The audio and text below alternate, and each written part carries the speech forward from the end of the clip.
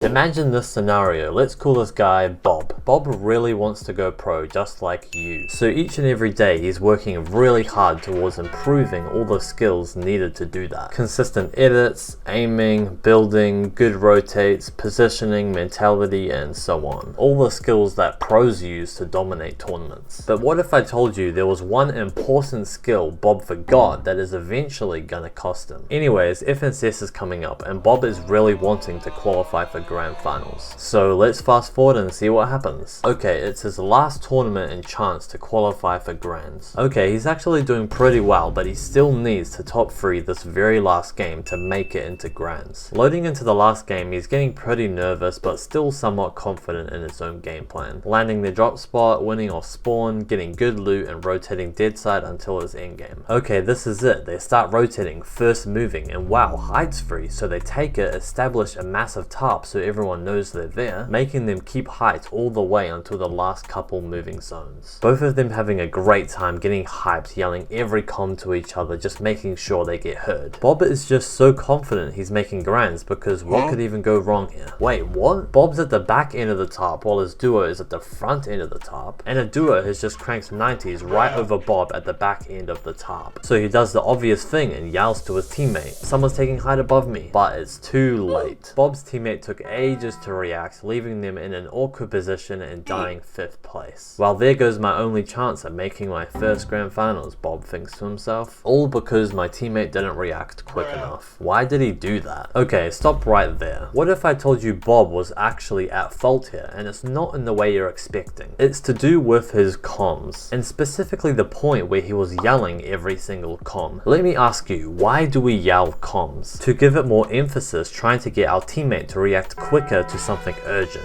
This works because most of your comms are usually monotone and normal volume, so that yelling in contrast almost gives your teammate a surprise, leading them to react way quicker than normal. But what do you think happens when you yell almost every single comm like Bob was doing during endgame on height? You are now acclimatizing your teammate's brain to think yelling comms is normal, so that when he hears you yelling a comm, all he thinks now is, oh yeah, that could be anything, and therefore leading him to react way slower than he would have done if he's not used to you yelling comms. Yeah, he should still react to the comms, but it's not going to be instant the way you want it to be. He might just finish off the micro task he's doing first of all, or just take a few extra seconds to react. Just remember to keep all your comms relaxed and monotone until something happens that actually needs urgency, and also leave out any semi-useless comms. You've just made it through the entire video, so you clearly want to go pro in Fortnite, meaning you might be interested in an hour-long one-on-one private coaching session with me where we go over exactly how you can go pro from where you're currently at in your Fortnite career. Just click the link in the description for more info.